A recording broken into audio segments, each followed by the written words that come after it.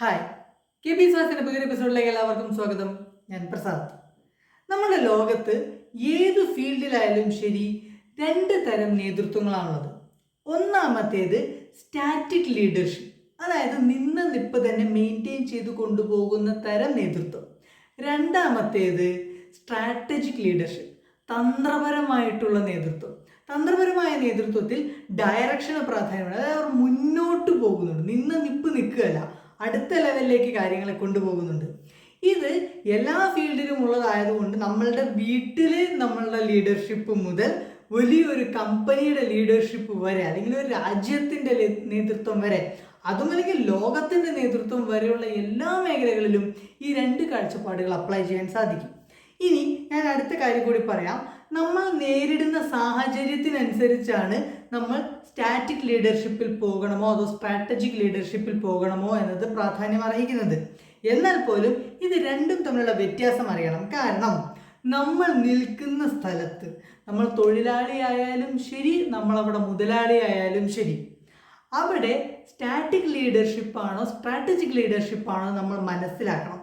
കാരണം static ലീഡർഷിപ്പിൽ ഗ്രോത്തിന് possibility ഇല്ല, അതായത് വളർച്ചയ്ക്ക് സാധ്യതയില്ല. നേരെ മറിച്ച് സ്ട്രാറ്റജിക് ലീഡർഷിപ്പ് ആണെങ്കിൽ അവിടെ വളർച്ചയ്ക്കുള്ള സാധ്യതകളുണ്ട്. അതുകൊണ്ട് ഇത് മനസ്സിലാക്കി വെച്ചാലേ നമ്മുടെ കരിയറിൻ്റെ വളർച്ച, നമ്മുടെ ജീവിതത്തിൻ്റെ വളർച്ച, നമ്മുടെ പേഴ്സണാലിറ്റിയുടെ വളർച്ച, ഇത്തരം വളർച്ചകൾക്കൊക്കെ നമുക്ക് ഒരു അടിത്തറ പാകാൻ പറ്റുള്ളൂ. ഇനി ചിന്തിക്കേണ്ട മറ്റൊരു പോയിന്റ് എന്ന് പറയുന്നത്, നമ്മളുടെ ജീവിതത്തിൽ നമ്മൾ ഇതിൽ ഏത് ലീഡർഷിപ്പാണ് ഫോളോ ചെയ്യേണ്ടത് എന്നുള്ളതാണ്. ഞാൻ പറഞ്ഞത് സാഹചര്യത്തിനനുസരിച്ച് ഈ രണ്ട് കാഴ്ചപ്പാട് മാറ്റി മാറ്റി എടുക്കേണ്ടി വരും. അപ്പോൾ അത് രണ്ടിനെ കുറിച്ച് മനസ്സിലാക്കി വെക്കണം. ഒന്നാമത്തെ പ്രത്യേകത എന്ന് പറയുന്നത് ഗ്രോത്തിലാണ്. അത് ഞാൻ ആദ്യമേ പറഞ്ഞൊരു പോയിന്റാണ്. അതായത് ഈ ഒരു സ്ട്രാറ്റജിക് ലീഡർഷിപ്പ് ഫോളോ ചെയ്യുന്ന സ്ഥാപനങ്ങളിൽ അല്ലെങ്കിൽ വ്യക്തികളിൽ അല്ലെങ്കിൽ അങ്ങനത്തെ സാഹചര്യങ്ങളിലെല്ലാം അവർ ഗ്രോത്തിന് പ്രാധാന്യം കൊടുക്കും, വളർച്ചയ്ക്ക് പ്രാധാന്യം കൊടുക്കും. ആ വാക്കിൽ തന്നെയുണ്ട് സ്ട്രാറ്റജി, തന്ത്രപരമായിട്ടാണ് നീങ്ങുന്നത്.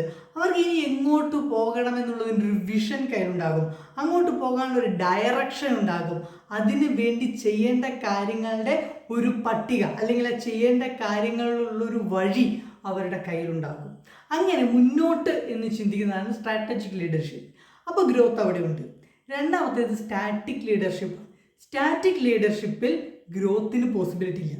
നിന്ന സാഹചര്യത്തെ അങ്ങനെ തന്നെ മെയിൻറ്റെയിൻ ചെയ്ത് കൊണ്ടുപോകാനാണ് അവിടെ നോക്കുക. അങ്ങനെ മെയിൻറ്റെയിൻ ചെയ്ത് കൊണ്ടുപോകുക എന്ന് ചിന്തിക്കുമ്പോഴുള്ള പ്രശ്നം, ചിലപ്പോൾ ഒരു ക്രൈസിസ് മാനേജ്മെൻറ്റിന് വേണ്ടിയിട്ടായിരിക്കും സ്റ്റാറ്റിക് ലീഡർഷിപ്പിലേക്ക് ഒരു സ്ഥാപനം പോകുന്നത് അല്ലെങ്കിൽ ഒരു വ്യക്തി പോകുന്നത്.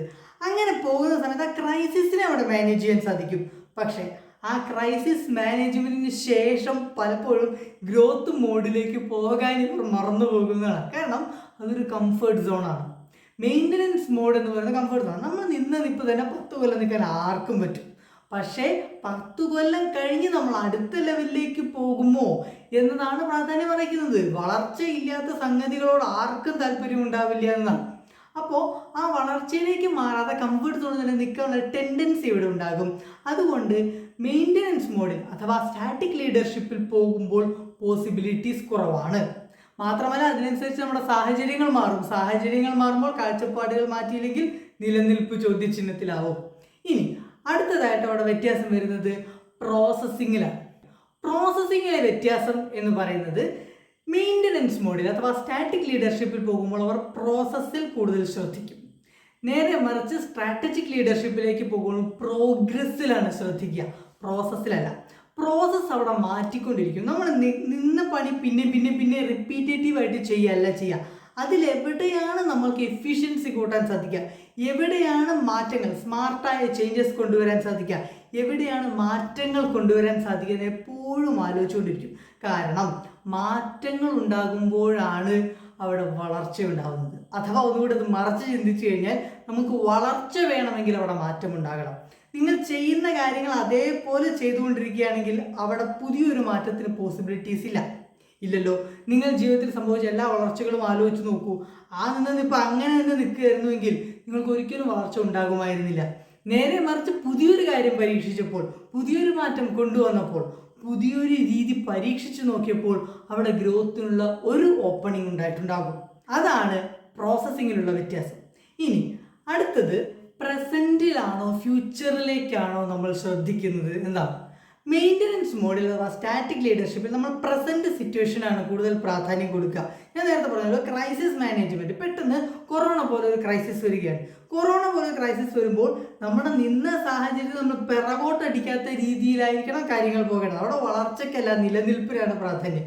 നിലനിൽപ്പിന് പ്രാധാന്യം കൊടുക്കുന്ന സമയത്ത് പലപ്പോഴും നമ്മളുടെ തന്ത്രങ്ങളെ ഒന്ന് സ്ട്രാറ്റജൈസ് ചെയ്യും. അതായത് ഇപ്പം നിൽക്കുന്ന നിപ്പ് തന്നെ നിന്ന് പോകണം, ഇടിഞ്ഞു പോകാൻ പാടില്ല. അപ്പോൾ ആ ഫൗണ്ടേഷൻ, ആ ബേസിക്കൽ ഏറ്റവും ആവശ്യമുള്ള കാര്യങ്ങളിലേക്ക് മാത്രം നമ്മൾ ശ്രദ്ധ കേന്ദ്രീകരിക്കും. നമ്മുടെ ഫോക്കസ് മുഴുവൻ പ്രസൻറ്റിലായിരിക്കും. നേരെ മറിച്ച് നമ്മൾ ഗ്രോത്ത് മോഡിൽ പോകും. സ്ട്രാറ്റജിക് ലീഡർഷിപ്പിലേക്ക് പോകുമ്പോൾ അടുത്ത ലെവലിൽ പോകണ്ടേ? അടുത്ത ലെവലിൽ പോകണമെന്നുണ്ടെങ്കിൽ അതിനനുസരിച്ചുള്ള കാഴ്ചപ്പാടുകൾ നമ്മൾ കൊണ്ടുവരും, അതിനനുസരിച്ചുള്ള മാറ്റങ്ങൾ നമ്മൾ കൊണ്ടുവരും. അങ്ങനെ ഇനി ഫ്യൂച്ചർ എന്താണ്, അങ്ങോട്ട് നോക്കിയിട്ടാണ് നമ്മൾ കാര്യങ്ങൾ ചെയ്യുക. ആ ഡയറക്ഷൻ എന്താണ്, ആ വിഷൻ എന്താണ്, അങ്ങോട്ട് ഫോക്കസ് ചെയ്യും. അപ്പോൾ നമ്മുടെ ഫോക്കസ് പോയിന്റ് എന്ന് പറയുന്നത് ഫ്യൂച്ചർ ആയിരിക്കും, നമ്മൾ എത്തിപ്പെടേണ്ട ഡെസ്റ്റിനേഷൻ ആയിരിക്കും. ഇനി പലപ്പോഴും നമ്മൾ ലീഡർഷിപ്പ് റോളിൽ നിൽക്കുമ്പോൾ ഏറ്റവും വലിയ പ്രശ്നം എന്ന് പറയുന്നത് നമ്മുടെ കൂടെയുള്ളവർ നമ്മളുടെ ഈ മാറ്റമുള്ള മൈൻഡ് സെറ്റിനെ അംഗീകരിക്കില്ല എന്നുള്ളതാണ്. ഞാനതിനെ ഒന്നും കൂടെ ക്ലിയർ ആയിട്ട് പറഞ്ഞാൽ കൺസെപ്ച്വൽ ഇൻ്റലിജൻസ് അവിടെ അപ്ലൈ ചെയ്യപ്പെടില്ല. ആ വാക്ക് ഞാനൊന്ന് എക്സ്പ്ലെയിൻ ചെയ്യാം. എന്താണ് കൺസെപ്ച്വൽ ഇൻ്റലിജൻസ്? നിലനിൽക്കാത്ത ഒരു സംഭവം, അതായത് ഇപ്പോൾ നമ്മുടെ മുന്നിൽ ഇല്ലാത്ത ഒരു സംഭവത്തെ നമ്മൾ ഭാവിയിൽ കണ്ടുകൊണ്ട് പ്രൊആക്റ്റീവായിട്ട് വർക്ക് ചെയ്യാനുള്ള കഴിവിനെയാണ് നമ്മൾ കൺസെപ്ച്വൽ ഇൻ്റലിജൻസ് എന്ന് പറയാം. ലളിതമായിട്ടതാണ് എൻ്റെ എക്സ്പ്ലനേഷൻ. അതായത് ഇപ്പോൾ റിയാലിറ്റിയിലെ സംഭവം നമ്മുടെ മുന്നിലില്ല, പക്ഷെ നമ്മുടെ കൺസെപ്റ്റിലുണ്ട്. കൺസെപ്റ്റിലുള്ള സമയത്ത് നമ്മൾ ഇവിടെ മാറ്റങ്ങൾ കൊണ്ടുവരുമ്പോൾ ഫ്യൂച്ചറിൽ ആ പ്രോഡക്റ്റ് ഉണ്ടായി വരും. അങ്ങനെ ആ ഒരു കൺസെപ്റ്റിനെ മുന്നിൽ നിർത്തി വർക്ക് ചെയ്തെടുക്കുക. ഒരു എക്സാമ്പിൾ പറയുകയാണെന്നുണ്ടെങ്കിൽ, നമ്മളൊരു വീട് പണിയാൻ പോകുമെന്ന് വിചാരിക്കുക. നമ്മൾ പണി തുടങ്ങുന്ന സ്ഥലം വാങ്ങി എല്ലാ മെറ്റീരിയൽസും ഒക്കെ വന്നുകൊണ്ടിരിക്കുന്നു, തൊഴിലാളികൾ വന്നുകൊണ്ടിരിക്കുന്നു. യഥാർത്ഥത്തിൽ ആ വീട് അവിടെ ഇല്ല. അപ്പോൾ നമ്മൾ എന്ത് ചെയ്തു? ഒരു കൺസെപ്റ്റ് ഉണ്ടാക്കി. ആ കൺസെപ്റ്റിൻ്റെ ബ്ലൂ പ്രിൻ്റാണ് ആ പ്ലാൻ എന്ന് പറയുന്നത്. ആ പ്ലാനിന് മുകളിൽ നമ്മൾ വർക്ക് സ്റ്റാർട്ട് ചെയ്തു. ആ വർക്കിലൂടെ യഥാർത്ഥ റിയൽ ആയിട്ടുള്ള പ്രോഡക്റ്റ് നമ്മുടെ വീട് നമുക്ക് കിട്ടി. അപ്പോൾ ആ ഒരു കൺസെപ്റ്റിനെ ബേസ് ചെയ്ത് ഇന്ന് വർക്ക് ചെയ്യുന്നതുകൊണ്ടാണ് നാളെ ആ പ്രോഡക്റ്റ് ഉണ്ടാവുന്നത് എന്ന രീതിയിൽ നമ്മുടെ സ്ഥാപനത്തെ നമുക്ക് കൊണ്ടുപോകാം, അല്ലെങ്കിൽ നമ്മളുടെ ജീവിതത്തെ നമുക്ക് കൊണ്ടുപോകാനുള്ള കൺസെപ്റ്റുവൽ ഇൻ്റലിജൻസ് അപ്ലൈ ചെയ്യപ്പെടില്ല. അപ്ലൈ ചെയ്യുന്നത് എവിടെയാണോ അവിടെയാണ് സ്ട്രാറ്റജിക് ലീഡർഷിപ്പിന് പ്രസക്തി. നേരെ മറിച്ച് കൺസെപ്റ്റുവൽ ഇൻ്റലിജൻസ് ഇല്ലാത്ത, അപ്ലൈ ചെയ്യാത്ത രീതിയിൽ കൊണ്ടുപോകുന്നതാണ് സ്റ്റാറ്റിക് ലീഡർഷിപ്പിൻ്റെ പ്രത്യേകത.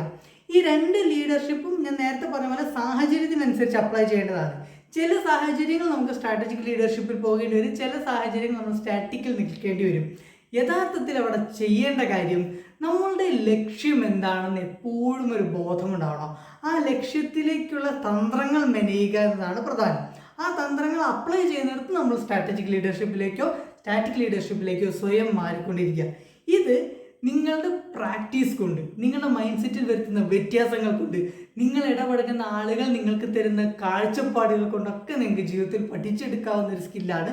അതുകൊണ്ടുകൂടിയാണ് നമ്മളൊരു വീഡിയോ അപ്ലൈ ചെയ്ത്. പ്രിയപ്പെട്ട ഒരു വീഡിയോ ഇഷ്ടപ്പെട്ടാൽ ദയവായി മറ്റുള്ളവർക്ക് ഷെയർ ചെയ്യുക, വീഡിയോ ലൈക്ക് ചെയ്യുക, ചാനൽ സബ്സ്ക്രൈബ് ചെയ്യില്ലെങ്കിൽ സബ്സ്ക്രൈബ് ചെയ്യുക. Thank you so much.